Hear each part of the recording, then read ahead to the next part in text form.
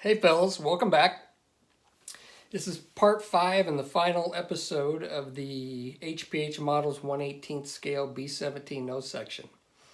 And today, it's nice and sunny out. High is going to be 80 here in Illinois. And it is a good day because I am done with this kit. I got an email from the owner this morning who just watched the last video, and I felt kind of bad because I dogged the kit a little bit, um, with the you know the parts that didn't fit well, and a lot of that's just my inexperience with the kit. But even though I felt bad, I feel an obligation to put when I put these videos out, uh, to be honest with them, to be honest in my videos, and to let other people know what they're going to encounter if they decide to build this kit or a particular kit. So, I'm not going to dog it anymore, but it does have issues. It is a very difficult kit at my skill level. Now, somebody that obviously, if there are a million better modelers out there than I am, and they might not have the same issues that I had. But yeah, it was a tough kit for me. And for those of you that haven't been on my website, I've got an About Me page on my website that kind of explains my backstory.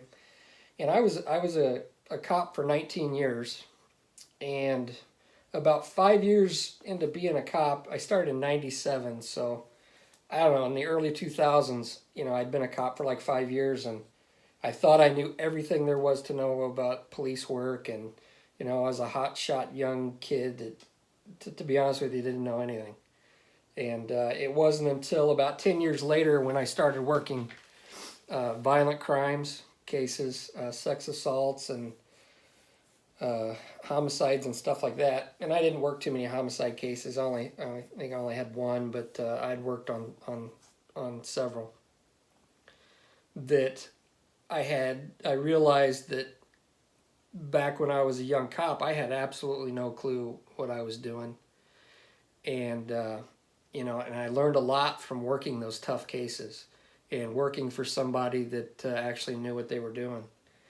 And it's kind of a realization. I think you can probably apply that to just about anything that you do. Is when you start out and you kind of get comfortable and you think you know what you're doing, and then there's going to come a point when you realize, man, I really didn't know what I was doing. And that was kind of that way with this kit. Is I could slap together a good fitting Tamiya plastic model and make it look pretty decent. But this kit really tested me, and I am happy with the way it turned out. It wasn't. I wasn't sure up until the point when I glued the nose cone on this morning. I really wasn't sure how this was going to turn out, but I'm happy with it, and that's just based on my skills. And like I said, somebody with a lot better modeling skills can do a good job with this kit and make it look really cool. But I did the best I could. One thing my dad always taught me was do the best you can do, and that's all you can do. So that's what I did with this one. We'll take a look at it here in a minute, but I think in the last video I showed you the nose cone and how I had put the lip around it, and it kind of stuck up above the above the rest of the fuselage. And when I got to thinking about it, I didn't like the way it was going to look, and I ended up just taking a leap of faith, and in the big scheme of things, if I mess it up, it's not the end of the world. But I ended up ripping that part off, the lip, sanding the nose cone down a little finer, made it a little more shallow, and then inserting another styrene lip inside of the nose cone. And it's not perfect, but it looks a ton better than what it would have looked. And you know, I'm happy with how that turned out. So and then the clear parts, I ended up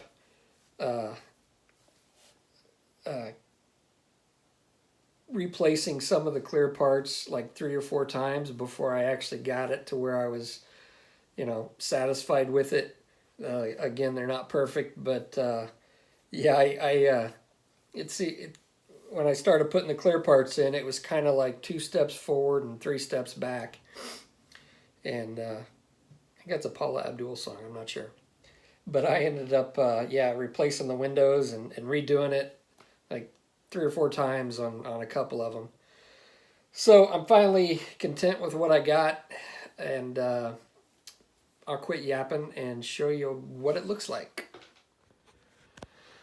Here it is, the finished B17 nose section.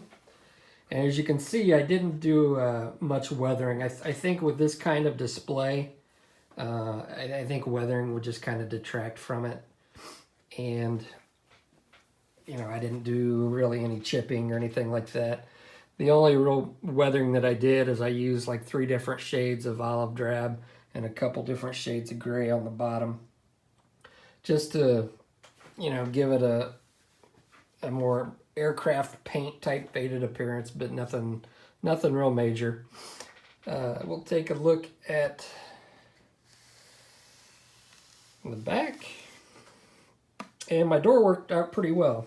I mean, it's not 100% accurate, but it works. As you can see, I got the wood on the inside. Take a look in there. Lighting's not real good, but you can kind of see some stuff in there from the back. And this back part was a pain in the butt. There was such a noticeable gap around here, and like I said before, I was gonna leave this and not fill in those seams so you could pull it out if something got loose in there. I think I've got everything pretty much buttoned down pretty good. I used a lot of 5-minute epoxy to glue most of the parts down, and a good amount of super glue. So hopefully nothing will come out. You can always maybe get them out of the door. If they do, putting them back is going to be another issue. But hopefully I got them locked down. So, but anyway, this back there was a big seam, and I spent 2 days just trying to get that seam out of there. I ended up using 2-part epoxy on this side and some super glue in places, and then I took Milliput, because Milliput's pretty sticky and it's hard, and I ended up filling in the rest of them with Milliput, sanding it down. And keep in mind, this is after I have it all painted, so I had to go back and reprime and touch up places where you know, I had sanded. And you know, I think it looks okay. It's not 100% perfect, but it looks a lot better than if there was going to be a big gap and seam, and there were gaps in different spots, and it just didn't look good at all. So I think this was about the best I could hope for with that, and I think I got them pretty well. But I mean, there's no gaps. It's just, you know, it was really tough. And I ended up going with, instead of aluminum, because I thought that looked too quirky, I ended up using some Tamiya yellow green on the inside of the wings here, and I think that just gives it a little bit more realistic and better look to it than what I would have done if it was aluminum. And then I ended up painting these like a gunmetal, and then I added my copper wire in there, which I think looks kind of cool. Let's see, the windows. What I ended up doing with the side windows, and there's a little bit of overspray. Unfortunately, I'd coated these with Future after I'd installed them to try to take some of the scratch marks and everything out of them. A little bit of overspray on this one, but is what it is. But I ended up the stock windows had it closed. So what I ended up doing is I replaced the stock windows, because the clear part for the windows and the windshields, it almost had a like a swirly texture, like the mold wasn't that, or the plastic wasn't even, and it just looked like crap. So what I ended up doing was taking my clear acrylic and cutting the windows and using that instead. And I ended up having it open, as I've seen in some pictures, so I could get in there if I needed to with like a cotton swab and wipe the dust out, and you can see in there a little bit better. So, and you can see there's some glue marks. That's, again, it's just with this kit, you've got the fiberglass on the inside. It's just, you can't get a good join. So I ended up using 5-minute epoxy and putting it around the window, and you can see some of that glass is just not real good. And that's the acrylic, and that my acrylic sheet, and that's actually a lot better than what the kit glass looked like. But I ended up taking 5-minute epoxy and putting it around there, and then holding it in there, and then trying to wipe with a wet cotton bud, as my English fellow modelers would call it, a Q-tip, and trying to wipe some of that off. And then I took the Tester's clear glue, PVA glue, and kind of tried to fill in and make it a little more secure. And the windows are actually pretty secure, but I've got these marks around there where it kind of seeped through, and it was tough. It was really hard. And I think when I talked about replacing the windows, I had replaced these like maybe 3 or 4 times, and then I think I'd replaced one of these once. So yeah, that was kind of rough. But it is what it is. And from a viewing distance, you can't really see it. But the side windows went in pretty well. These are actually the kit part, this window here. And you can kind of see a little bit of the clear glue, but it's not that bad. These are all the clear acrylic that I cut to fit, and those went in pretty well. I think those turned out pretty good. The canopy, or the turret, it turned out better than I thought with my masking, and the owner wanted the blue tint on there, so I sprayed that on the inside with some Tamiya clear blue, and I think that turned out okay. What else do we got? The nose cone, as you can see here, it's somewhat flush. With the way I had it before, it just kind of stuck up to here, and it was just like a big mass on there, and it didn't look right. So what I ended up doing is sanding that down, and then taking my styrene and putting it inside of the actual glass part. And that was a lot of filing and fitting and sanding, and then I just took super glue and sealed it in, and then I used 2-part 5-minute epoxy to actually affix it to the nose section. And I think that turned out okay. And things are a little bit cattywampus when it's not something I realized till after I had got it all painted and some of the stuff put in there, that the nose section, with it being fiberglass and such a big part, it was off kilter. And I'm using technical terms here, but it was just it was off. It was like misshapen. So everything else that I put in there is going to be a little off.